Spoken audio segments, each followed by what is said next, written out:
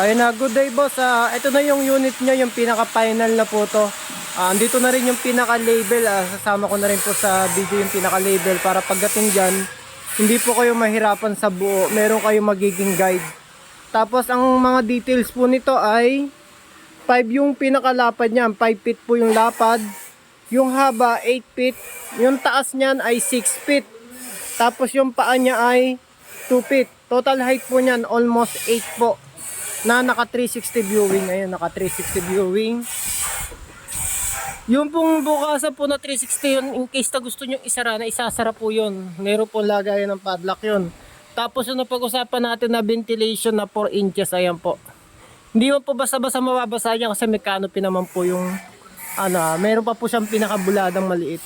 Tapos sa release, meron din lagayan ng padlock doon, release, viewing, tapos ex machina.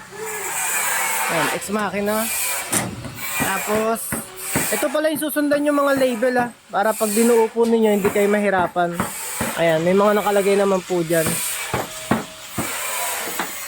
Ayan. Tapos yung harap, ayan.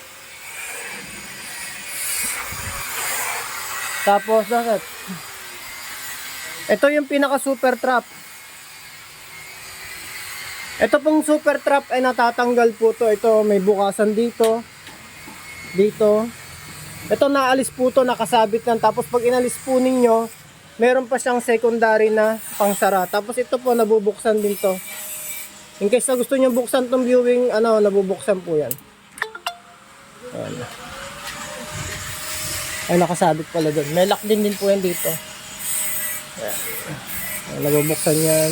Ito naaalis po to, naaalis po yan. Ayan.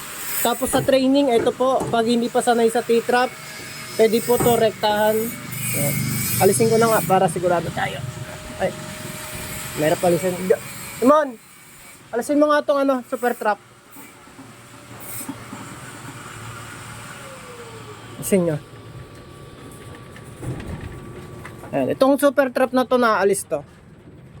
Ayan, tapos ito yung pinakalaki, baba mo muna dyan. Ayan. Naka T-trap din po yan. Tapos ito yung sabi ko nabubuksan, naaalis din. Ayan. Tapos may bukasan din po din dito sa kabila. Ayan. Ayan. Pwede kayong maglagay ng mga B-perch dito. Ayan, B-perch.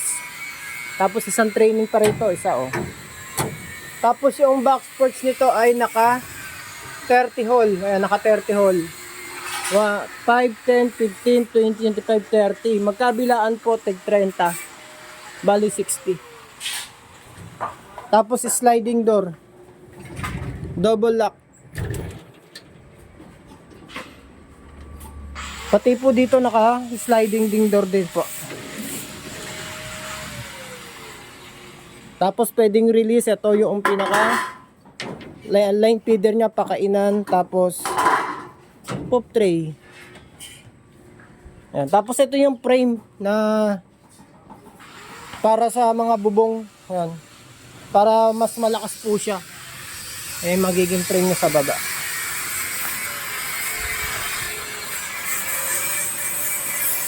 Okay na po, papa-plastic ko na po. Sa nagtatanong, ang price po niyan ay 50,000 po.